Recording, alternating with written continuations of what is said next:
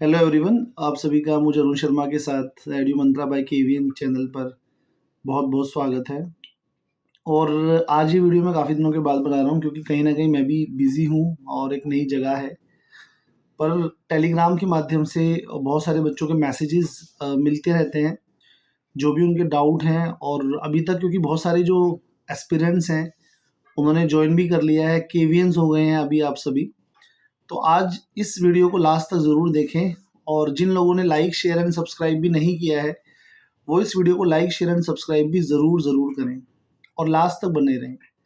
सबसे पहले waiting list के बारे में, वेटिंग लिस्ट के लिए लोग पूछ रहे हैं कि सर वेटिंग लिस्ट कब तक आएगी, तो मैं आपको यही बताना चाहता हूँ कि वेटिंग लिस्ट क्योंकि 21 दिसंबर तक ज्वाइन करना है, उसके बाद एक और टाइमलाइन दिया जाएगा, हो सकता है 10-15 दिन, 15-20 दिन का। और तो कहीं ना कहीं फरवरी एंड में जाकर या फरवरी में आप देख सकते हो वेटिंग लिस्ट को। फरवरी एंड ही मैं कहूँगा, फरवरी एंड में या मार्च में वेटिंग लिस्ट आ सकती है, उससे पहले आने के कोई आसार नहीं है। दूसरी बात करते हैं कि जिन लोगों ने ज्वाइन कर लिया है या ज्वाइन करने वाले हैं वो किन किन बातों का विशेष ध्यान रखें, क्योंकि मेरी भी केंद्रीय विद्यालय की 13 ईयर्स की जर्नी है। तो मैं आपको अपने पहले स्टेशन के एक्सपीरियंस से बता सकता हूँ कि जब मैंने बैंगलोर रीजन में ज्वाइन किया था। क्योंकि जब आप नई जगह पर जाते हैं, एक नया वर्क कल्चर है, एक नया एटमॉस्फेयर है। तो अभी तक तो एजुकेशन हम लोगों ने थ्योरी माध्यम से पढ़ा था, अभी आपको क्लासेस में जाना है और वहाँ जाकर आपको बच्चों को पढ़ाना है। तो कुछ चीज़ें हैं जिनका आप बहुत बहुत विशेष ध्यान रखें, जो आपके प्रोफेशनल करियर के लिए बहुत अच्छी साबित होंगी, जो मेरी कुछ सीख है मेरे इस करियर से।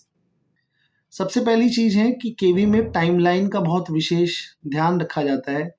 चाहे वो पेपर सबमिट करना हो, डायरी सबमिट करनी हो, सिलेबस कंप्लीट करना हो, तो आप लोग कोशिश कीजिए। शुरुआत में टाइम लगेगा, बट यूज़ टू हो जाइए इस चीज़ के लिए कि आपको जो टाइमलाइन है उस टाइमलाइन का आपको एक विशेष ध्यान रखना है। और लेसन प्लान है, डायरी बनानी है आपको। तो इसके लिए मैंने पहले भी कहा है कि जी एट मैसूर या फिर आप वर्ड प्रेस डालेंगे गूगल पर तो बहुत सारे लेसन प्लान्स वगैरह आपको मिल जाएंगे, तो वहाँ से आप हेल्प ले सकते हो। और पढ़ाते हुए आईसीटी ई कंटेंट का यूज़ ज़रूर करें।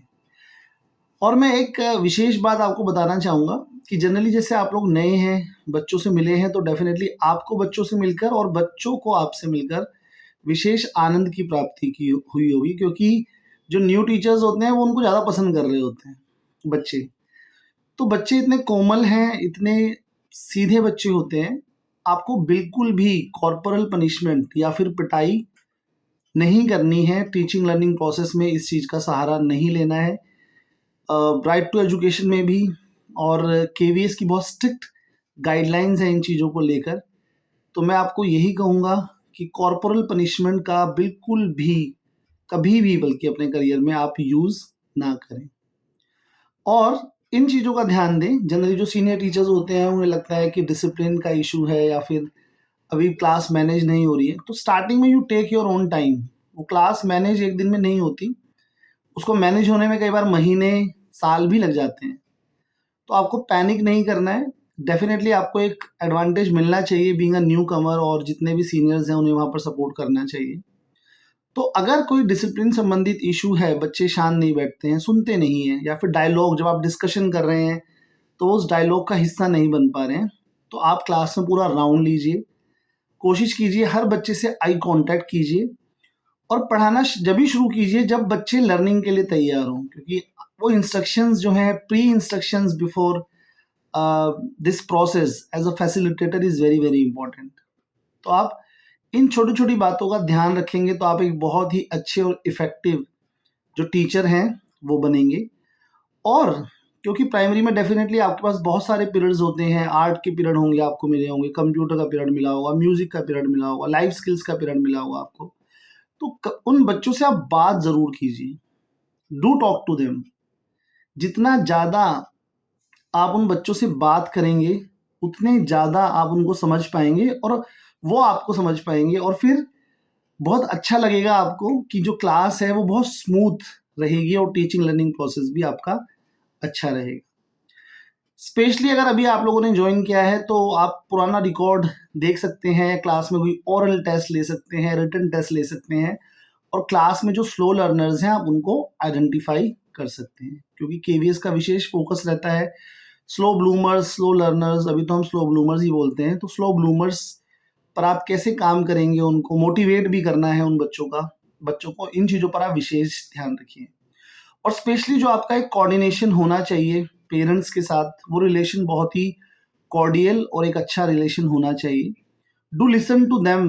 जब पेरेंट्स बात कर रहे हैं आपसे, जब आप डिस्पर्स कर रहे हैं बच्चों को या बच्चों को रिसीव कर रहे हैं, उनके कोई इश्यूज़ हैं, तो वहीं हमें उन बच्चों का ध्यान भी रखना है जो बाकी 40 बच्चे खड़े हुए हैं वहाँ पर, और हमें बात भी करनी है। अगर कोई पेरेंट का कोई कंसर्न है तो आप उनको बाद में रुकने के लिए बोल सकते हैं, आप उनसे बात कर सकते हैं।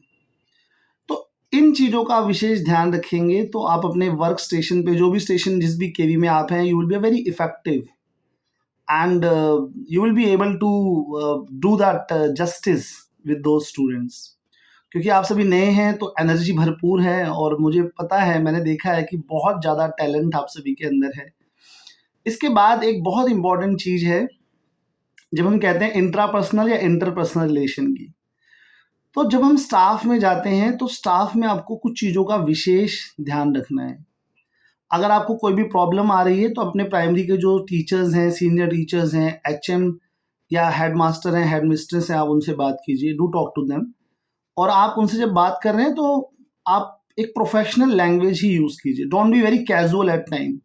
जब तक अगर सामने वाला कैजुअल नहीं है, अगर वो कैजुअल भी है तो you be minimize your words. मैं तो आपको यही सजेशन दूंगा, शुरुआत में जाएं, उस माहौल को समझें, और अगर कोई बहुत नेगेटिव नकारात्मक बातें कर रहा है कि केवी में क्यों आ गए, यहाँ पर ट्रांसफ़र है, अभी ये नहीं होगा, वो नहीं होगा, मैं आपको यही कहूँगा कि इन चीज़ों पर आप बिल्कुल भी फोकस ना करें। क्योंकि मेरे साथ ये हुआ था कि वहाँ पर हम लोग स्टाफ रूम में बैठते थे, और I was 24 years that time. तो आप एक नई जगह पर होते हैं, आप बहुत ज़्यादा वाइब्रेंट पर्सनैलिटी है, एनर्जेटिक है, तो आप सारी बातें वहाँ पर करनी शुरू कर देते हैं कि मैं इसकी प्रिपरेशन कर रहा हूँ, मैं ये कर रहा हूँ, अभी मुझे घर जाना है। तो मुझे पता लगता था मैं छुट्टी लेने जा रहा हूँ, तो मेरी छुट्टी कैंसिल हो गई है। तो आप इन बातों का विशेष ध्यान रखिए। और स्टाफ रूम में भी जो स्टाफ रूम गॉसिप्स हैं या कोई अलग बात चल रही है, पॉलिटिक्स है, तो स्टे अवे फ्रॉम दैट। आप अच्छे से रहिए वहाँ पर, अपने करियर पर, अपने गोल पर, जो भी आपका गोल है उस पर आपको फोकस करना है, और आपको अपना काम पूरा करना है। अगर आपका अपना काम पूरा है, केवी में आपको कोई भी, चाहे कोई प्रिंसिपल्स हो या फिर कोई अधिकारी हो, आपको कोई कुछ नहीं कह सकते। आप अच्छे से बच्चों को पढ़ा रहे हैं, कॉपी करेक्शन कर रहे हैं, कोशिश कीजिए कि वीक में ट्वाइस अ वीक, हम लोग जनरली हफ्ते में 2 बार कॉपी करेक्शन करते हैं, क्लास 3, 4, 5th में। और क्लास फर्स्ट और सेकंड में तो आप जनरली क्या होता है, क्योंकि वहाँ पर कंटेंट कम होता है, तो कोशिश की जाती है कि सेम डे ही या फिर नेक्स्ट डे भी कॉपी करेक्शन आप कर सकते हैं। और अभी एफएलएन एक्टिविटीज़ पर एनईपी के अंतर्गत बहुत जोर है, आप लोग सब पढ़कर आए हैं इन चीज़ों को, तो आप एफएलएन एक्टिविटीज़ का रिकॉर्ड बनाएं, उनको मेंटेन करें। जो भी इंस्ट्रक्शंस वहाँ पर मीटिंग्स में हेड मास्टर, हेड मिस्ट्रेस दे रहे हैं, उन पॉइंट्स को नोट डाउन करें। प्रिंसिपल्स के द्वारा जो मीटिंग ली जा रही है उसको नोट डाउन करें। और किसी भी मैं कहूँगा डिबेट में या फिर किसी फालतू की बात में वहाँ पर आप बिल्कुल भी मत उलझिए। बहुत सारे बच्चों ने कहा था सर प्रोबेशन पीरियड पर हैं, हमारे अपॉइंटमेंट में लिखा है, अपॉइंटमेंट लेटर में लिखा है कि टेम्परेरी नेचर ऑफ जॉब है। तो डेफिनेटली चाहे आप आईएएस की नौकरी पर जाइए या फिर आप एसएससी ज्वाइन कीजिए या आप किसी भी डिपार्टमेंट में जाइए, तो आप प्रोबेशन पर ही होते हैं।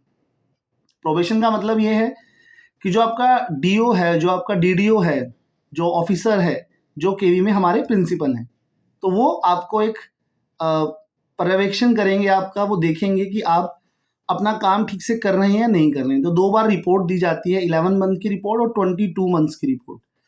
फिर उसके बाद ही आपका कंफर्मेशन जो है वो होता है।